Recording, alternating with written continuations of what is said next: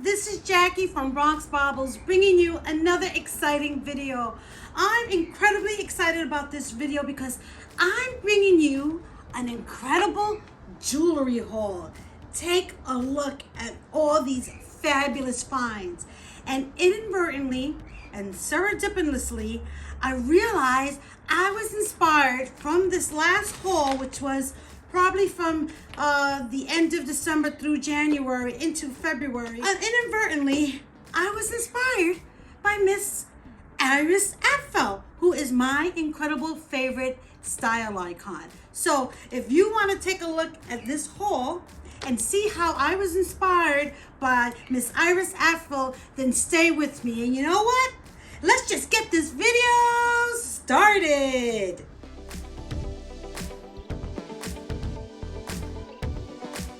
Many of you know who follow me on Instagram and on YouTube, you know that recently Christie's had an auction on Iris Apfel jewelry and clothes and home goods and all kinds of stuff from Iris Apfel. And I visited her auction. Check a look at my video. It's perhaps one of my most popular videos to date. This was an incredible auction. And you know, I love Iris Apfel. Ooh, look who joined us. Come here, kitty. Say hi to Mr. Jasper, pray tell. Hi, Jasper. Oh, goodness. I think I got a little bit of his fur on me.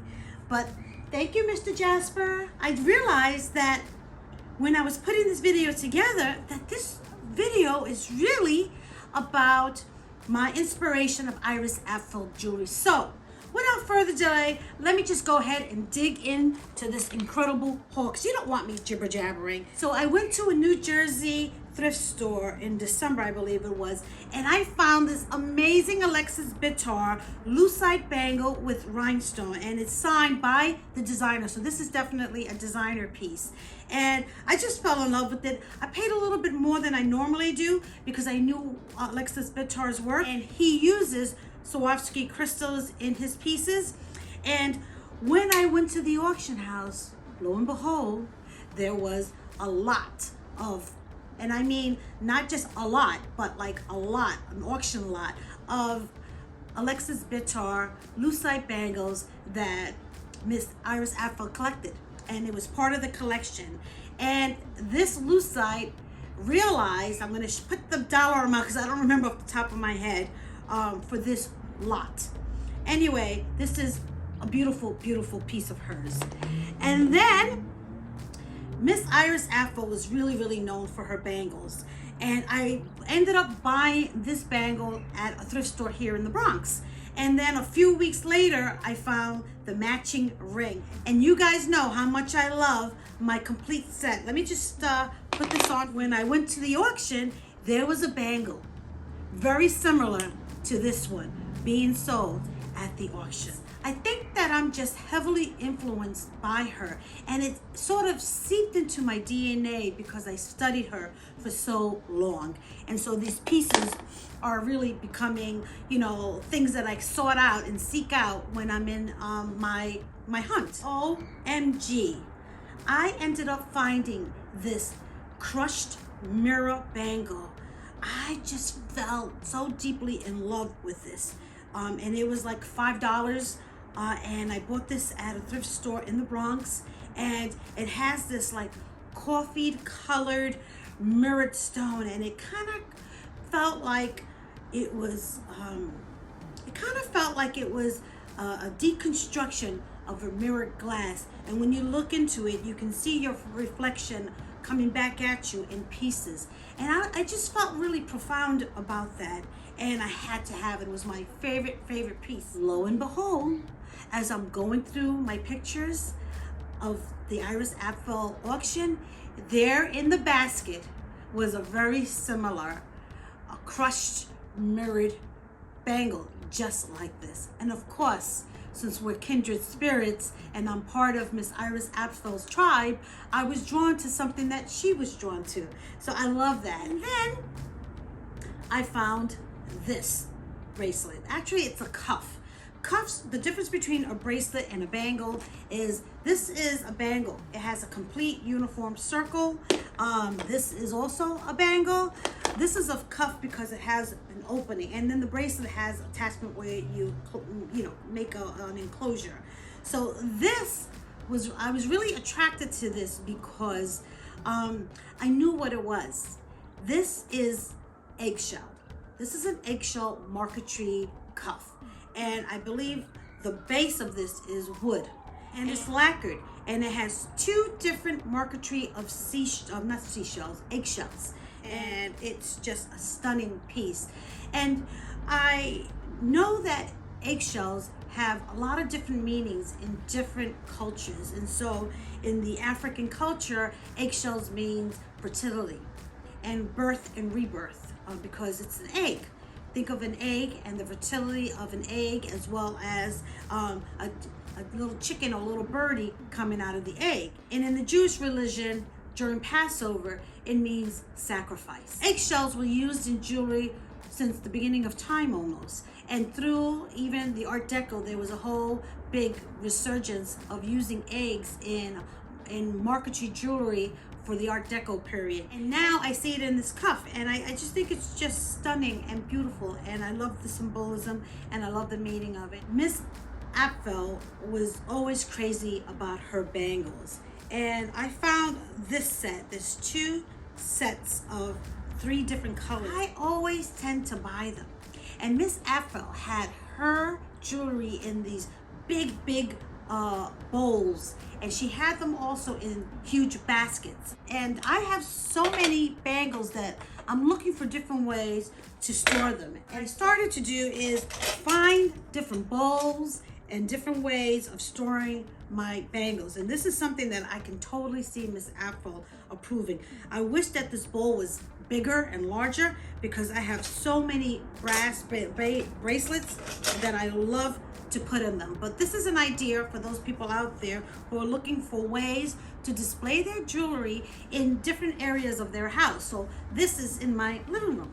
Here is another way you can display your bracelets. This is a gorgeous scalloped, I believe it might be Jewish, or I don't know, it has Arabic writing here probably.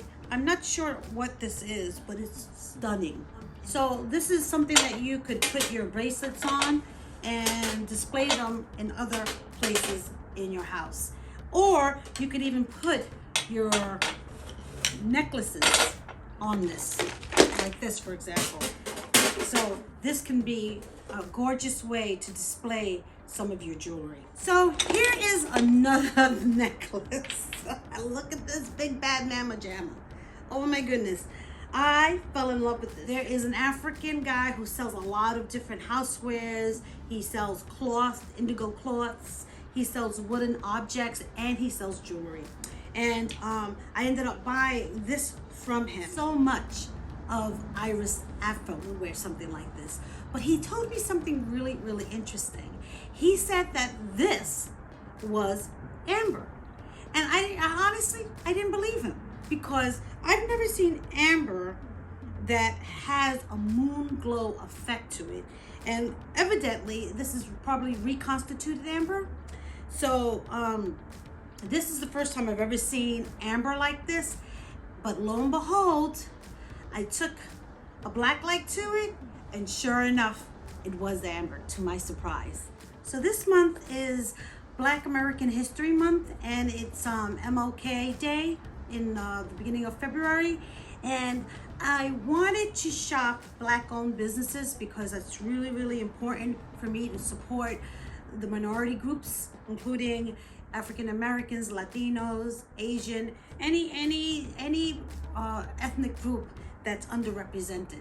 And so I made a deliberate purchase online, full price. First of all, take a look at this amazing pouch. It comes in with the logo and this beautiful felted cream colored pouch, and I'm glad it was cream and not black, because black I find to discolor some of my jewelry. And it's from a company called Koi, and I think it's a Chicago-based company, and it's definitely minority Black owned, and I wanted to show my support. And wow, look at this slinky bracelet. Just take a look at this. Tell me this is not stunning. Tell me this is not sculptural, inspired by Alexander Caldor. You can wear this for a night out, some drinks. People are going to stop you and ask you about this slinky bracelet, and it's called Ario, A-R-I-O, bangle. And I would love to have two. And she also has these sculptural earrings that look like another thing out of Alexander Caldor's design book. And I'm hoping to buy that next. I think that bracelets like this are the things that you're going to see in vintage shops and antique shops in the future. These things are just, and I think why this bracelet appealed to me was because I loved slinkies when I was a little girl. I was fascinated, and we used to have this long step in our house that I lived in the Bronx, and I would love to see my slinky go down the steps, and then I bring it right back up and I see it go down the steps again. Definitely something like this will look fabulous in your collection. Many of you know that I just simply adore African inspired jewelry, and this is a necklace that I found at the thrift store, and these are the things that tickle my fancy. This is made of cloth wrapped up and coiled, and it's super lightweight, but it has an amazing, incredible impact. Here is another African inspired necklace. This is called Candy Glass, and a lot of these glass beads were imported by the Venetians and brought into the African trades. This necklace has a beautiful black and white motif. All these beautiful glass pieces are all one of a kind, and that's the difference between factory made and handmade. Every single one of these beads is different. None of them are exactly alike. And if you look inside the middle of some of them, colored glass infused in it. Might have been some leftover glass from what they were previously making. It's just a beautiful, unique piece. And even one of these beads has some flecks of gold in it. So it's extremely interesting to look at and compare to each other. And I think it makes a beautiful necklace. This is an incredible, incredible necklace. It is really, really heavy. You have here some turquoise, some glass beads. You even have these big honking amethyst beads, and you have these beads that perhaps are turquoise or maybe dyed howlite. And right here is another stone that's jade, and the closure is incredible. This enclosure here looks Asian inspired. It has some granulation on there, and underneath it says 925. So it's vermeil, which is gold that's put over sterling silver. This is a choker piece. It's pretty tight for my neck, but I just love the various colors on it. I think there it is right there. Okay, I just love the colors on it. I think it's stunning. I think it'll look great with different outfits, and this is something that Iris Apfel will totally wear. In fact, if you look at her collection, she had tons and tons of turquoise jewelry, some which were plastic, some which were real, some which were howlite. She just loved it. She didn't care if it was howlite or if it was turquoise. That really was irrelevant to her. She just cared about the design, and this has a particularly beautiful design. There's two of these jade beads, and just this turquoise with amethyst combination. It's beautiful. Here is another stunning necklace. This I got at the thrift store, and they relegated it to the cheapy plastic jewelry. I believe this necklace cost me $7.99, and when I saw the design on this, I knew it wasn't a cheapy plastic necklace at all. I didn't even have to touch it. I just knew that the design on this was very unique.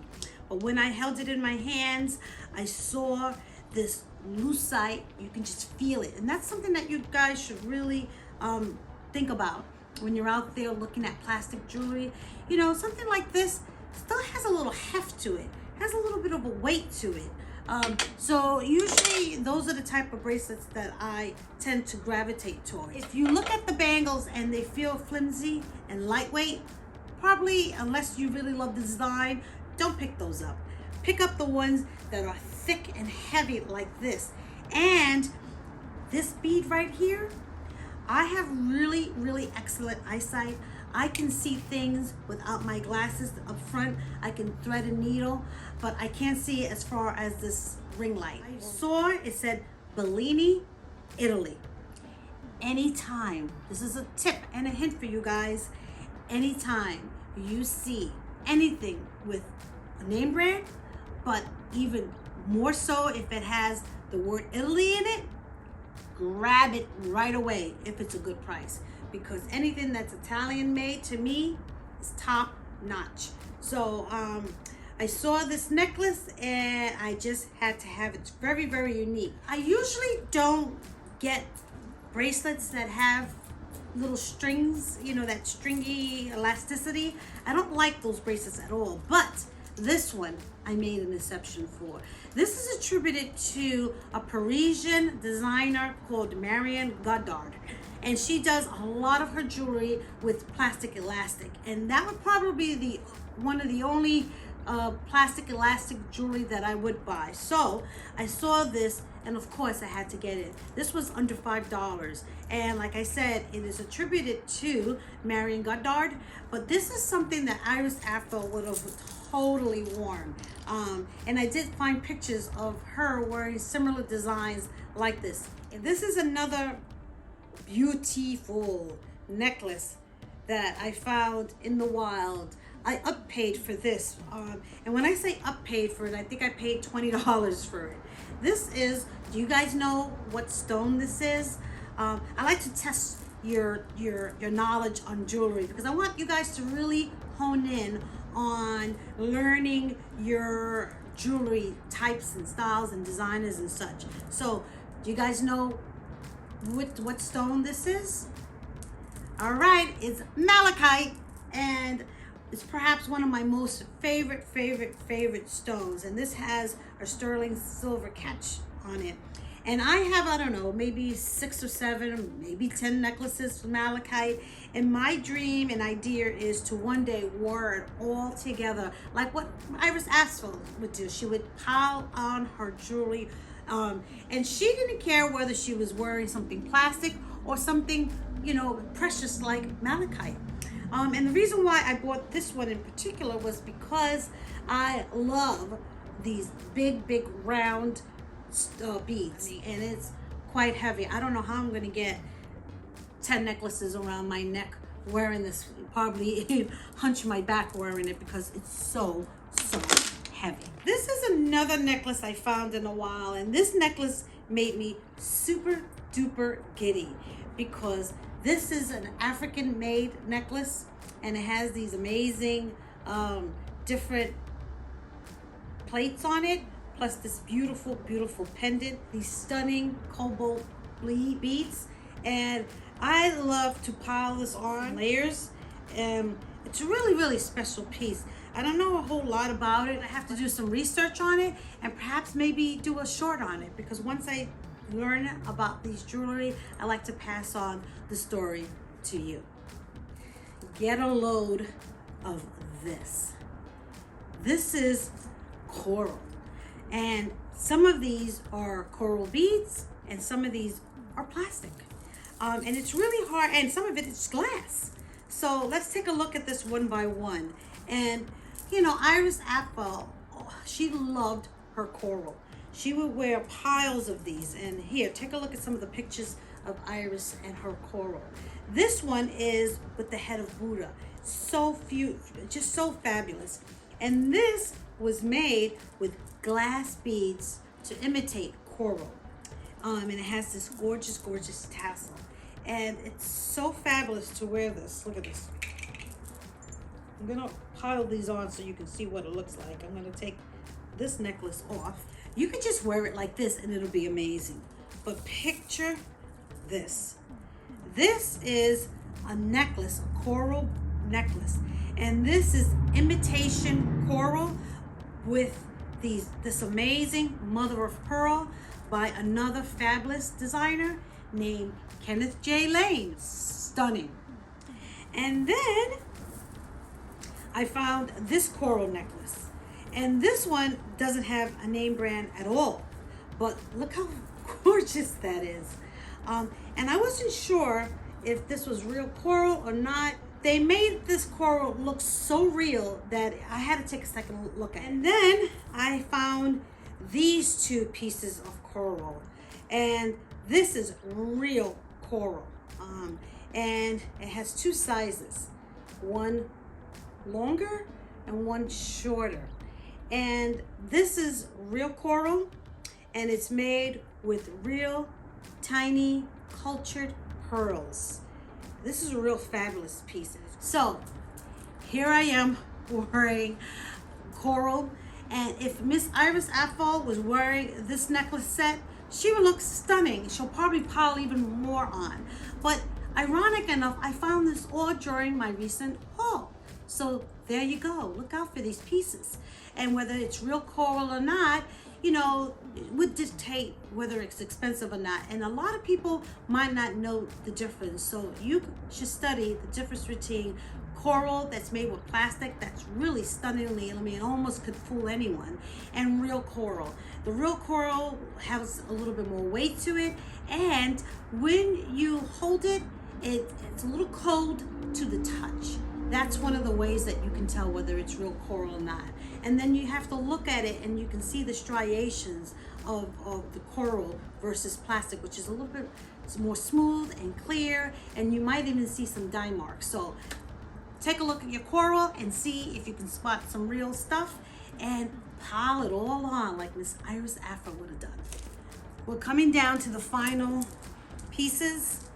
This was a piece that I fell in love with this piece. Take a look at these big mamma jamma beads with cloisonne enamel in with the white background, and the stunning cherry blossoms.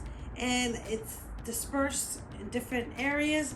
And then at the same time, I found this, and this is Champlain. You know, I think I'm pronouncing it wrong, so I'm not going to pronounce it. I'm going to write it down here. Champlain. I think that's how you pronounce it. Anyway, it is not like cloisonne. It's made differently, but together they look like a beautiful set. And these are the type of pieces that Iris Apfel will layer on to her outfits. And she will mix up the different mediums. She didn't always wear like cloisonne throughout. She might use a cloth necklace like this, or something with felt on it, or plastic, or different materials, and she mixed them up and she somehow made it look amazing, just like she was. And this to me is an amazing set. I think it's gorgeous. Last on this haul is this incredible Indian necklace. It's a wedding necklace. This is necklaces that are worn for weddings. And I visited a shop at Little Yemen here in the Bronx, and they sold this, not the cheapy metal pieces like this one, although this is not too cheapy, but compared to the ones that they sold, that was genuine. 24 karat gold. I was in awe putting on these pieces, and so this inspired me to buy this piece. And this is something that Iris Apfel would have totally put on. She loved ethnic jewelry. She didn't care if it was African or Indian or Asian. She would wear anything that she thought was stylish. And you know, some people get crazed about misappropriation of ethnic items. And I'm of the school of ethnic appreciation. I have such an appreciation for these pieces. I genuinely love them. I adore them. I study them. I understand them. I share them with you. And I think because of that, I have appreciation, not appropriation, of this jewelry. And most people feel the way that I do. If you have a respect for this jewelry and you have pride in it, and you share the history and the culture and the stories and the meanings behind it, then you have an appreciation. So share with me your thoughts. Is it considered misappropriation or is it appreciation? Let me know in the comments. So which ones are my favorite? Well, definitely this one is my favorite. This bracelet is, oh my gosh, this is incredible. Love it. It reminds me of my childhood, and it's so much fun, and it's sculptural. And what else do I love? Let's see. Oh, of course, I love this Moonglow amber necklace. Just take a look at this bad mama jamma. Love this so much. And let's see, one more. Oh, so hard to pick. Oh, it's probably this bracelet right here, because I love the way the glass mirror reflects upon your face. And as you look into this bracelet, you see a deconstruction of who you are reflecting back at you. And to me, there's something about that kind of like just triggers some sort of feeling that I can't quite put my finger on, but I love it. Anyway, those are my 3 favorites. So which ones are your favorite? Don't forget to let me know in the comments below. And if you're so inclined, and if you haven't already, please consider subscribing. And with that, my loves, with the bottom of my heart, love you so very much. Love Iris Apfel, even like to the moon and back. And don't ever forget to please wear your bold, fabulous, vintage costume jewelry in good health. And so, ciao, mi amore. Love you so very much. Bye.